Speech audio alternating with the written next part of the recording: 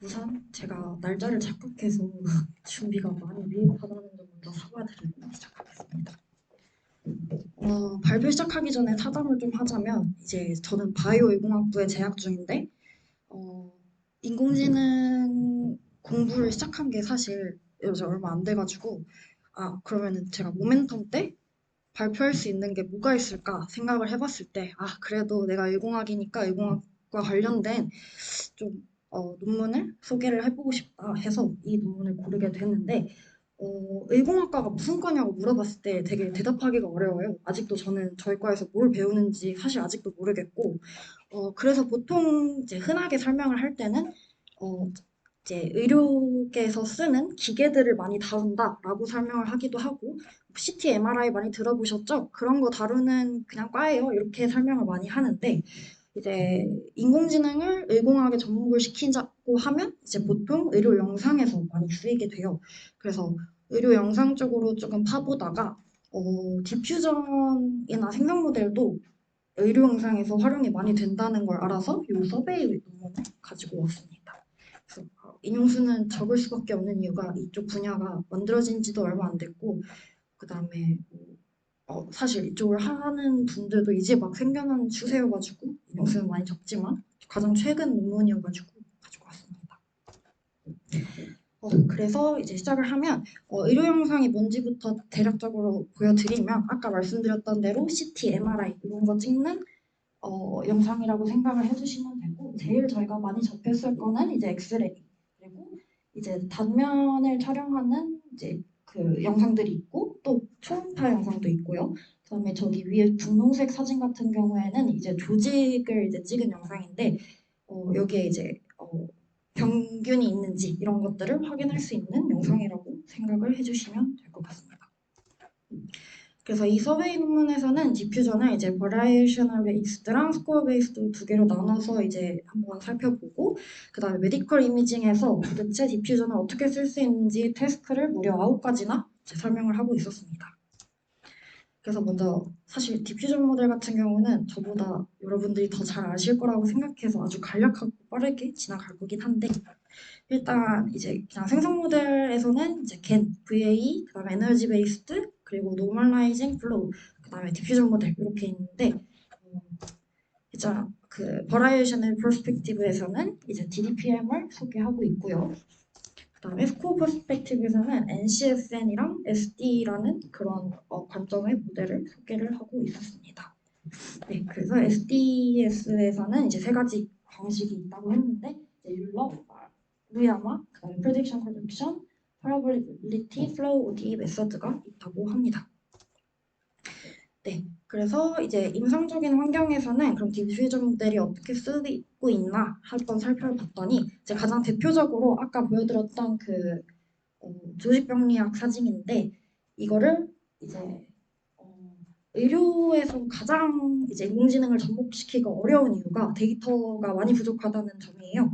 그래서 이렇게 병리학 이미지를 생성할 수 있게 하는 모델들이 많이 생겨나고 있다고 합니다. 그래서 이것도 마찬가지로 MFDPM이라고 하는 모델을 이용해서 10가지의 의료 데이터를 생성을 한 사진입니다. 네, 그래서 이제 태스크 9가지에 대해서 이제 설명을 드릴 건데 이제 첫 번째는 이제 이미지 투 이미지 트랜슬레이션이라고 해서 이제 가장 기본적으로는 저희가 영상 하나 찍는데도 굉장히 돈과 시간적 비용과 돈이 많이 들잖아요. 그래서 하나의 영상을 가지고 다른 영상으로 트랜슬레이션을 할 수 있는지에 대한 테스트인데 이제 여기서는 MRI로 찍은 여기 왼쪽에 있는 MRI로 찍은 사진을 이용해서 CT 결과를 낼 수 있는지 이렇게 변환시키는 과정입니다. 그래서 MRI로 확인할 수 있는 게 따로 있고 CT로 확인할 수 있는 게 따로 있기 때문에 이렇게 변환을 시켰을 때 하나의 영상만 찍고도 여러 가지 정보를 얻을 수 있다는 점에서 이 태스크가 가장 먼저 나왔고요. 여기 있는 것들은 이제 세 가지 대표적인 모델들을 가지고 온 건데 간략하게 설명을 드리면 이제 네. 첫 번째 같은 경우 이제 MT 디퓨전의 경우에는 CT와 MRI를 서로 이렇게 엮어서 만들 수 있는지가 가장 메인이 되고 그 다음에 몸에 있는 기관들을 기준으로 많이 살펴봅니다. 그리고 알고리즘은 DDPM과 SDE가 쓰였다고 하고요. 그 다음에 UMM CSGM이라고 하는 모델 같은 경우는 MRI를 기준으로 그냥 그 방향을 달리해서 볼 수 있는 그런 테스트를 수행하고 있고 주로 뇌 쪽을 많이 본다고 합니다. 그리고 신디프라고 하는 모델 같은 경우에는 이제 복부나 뇌에 관련된 영상들을 많이 다루고 있고요.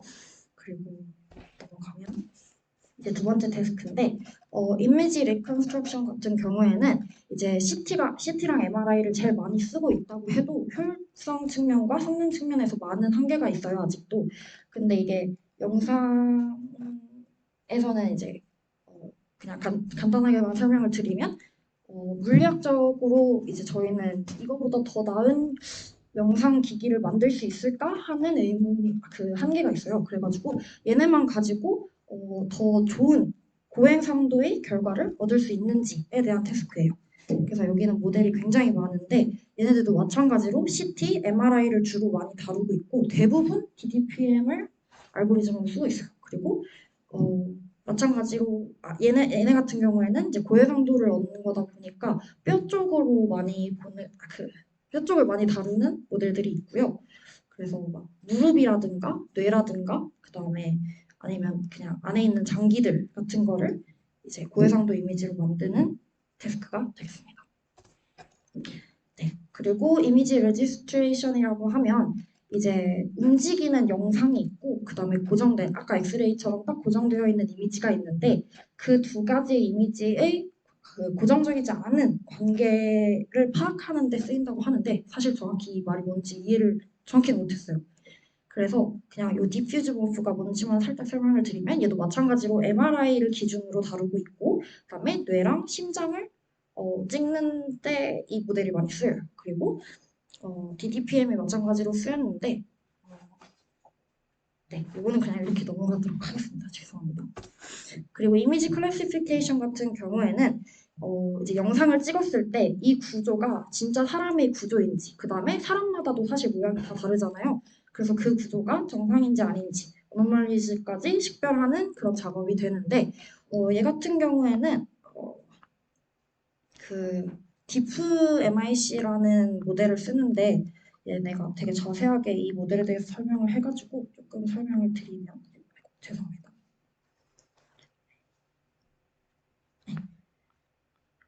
그래서 얘는 이제 마찬가지로 디퓨전의 일종이 될 텐데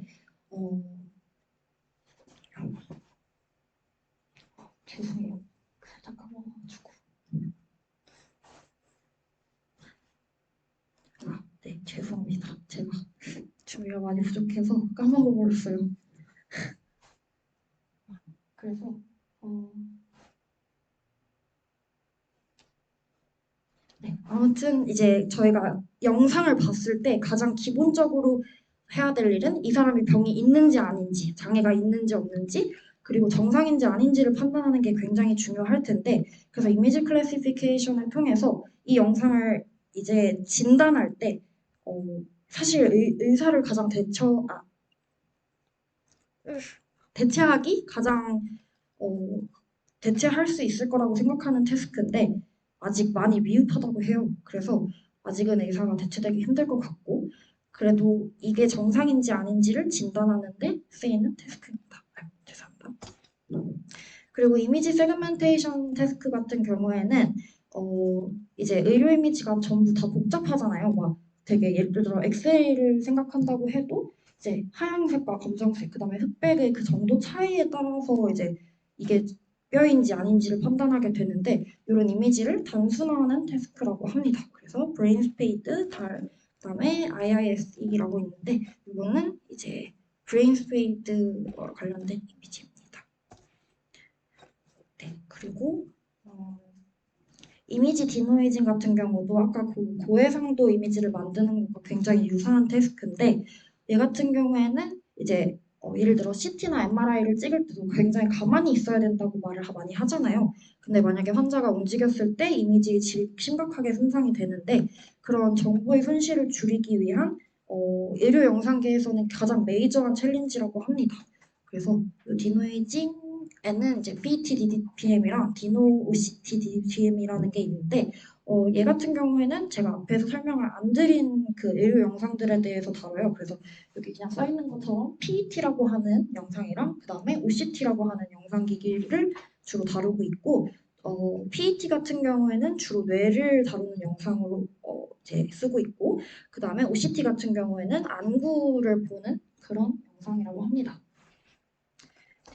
그리고 이제 이미지 제너레이션 같은 경우에는 아까 말씀드린 의료 데이터가 많이 부족하다는 문제를 해결하기 위한 태스크가 되겠고요.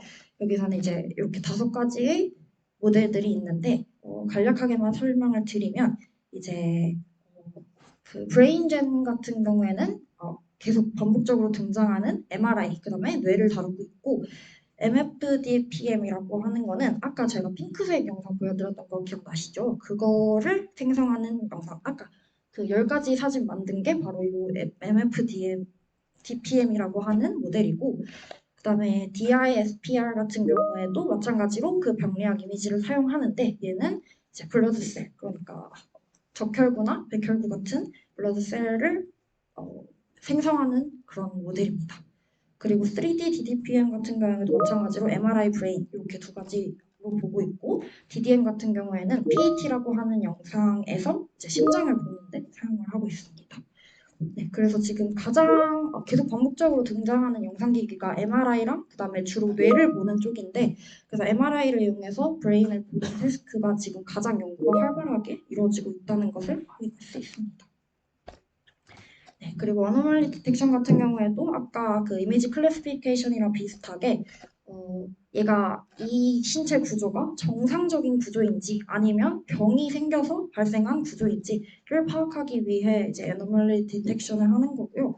얘도 이제 모델이 5가지 정도가 있는데 그 여기서는 특이하게 어노 DDIM이라는 게 이제 엑스레이를 다루기도 해요. 엑스레이는 사실 그 영상들 중에서는 가장 단순하면서 좀 명료하기 때문에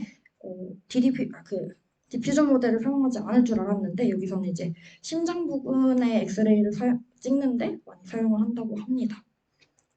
네, 그리고 이제 다른 연구 같은 경우에도 예를 들어 피부라든지 피부의 병리학적인 영상이라든지 아니면 엑스레이를 아미노산을 관찰하는 그런 그 데스크라든지 아니면 그 간이나 무릎을 보는 MRI 영상을 다루는 태스크 이렇게 처리하는 모델들이 있고요. 사실 저희가 의료계에서 사용하는 그 의료 영상계에서 사용하는 모델들은 이렇게 제가 설명한 모델들이 전부예요. 그래서 31가지밖에 없다는 게 일단 아직 갈 길이 멀구나 한다는 생각이 들었고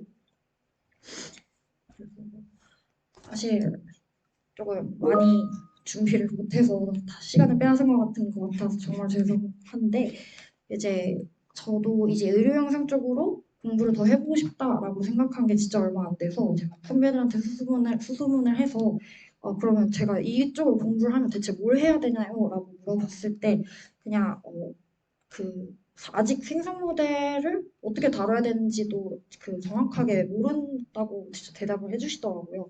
그래서 이쪽 연구를 하고 싶으면 이제 거의 이제 시작하는 단계라고 생각을 해주시면 될 것 같았고 그래서 그 자료가 아직 많이 부족해요. 그래서 조금 더 공부를 해서 만약에 궁금하시면 설명을 더 드리도록 하겠습니다.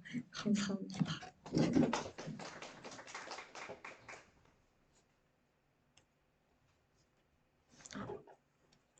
그 내용은 없지만 질문 있으실까요?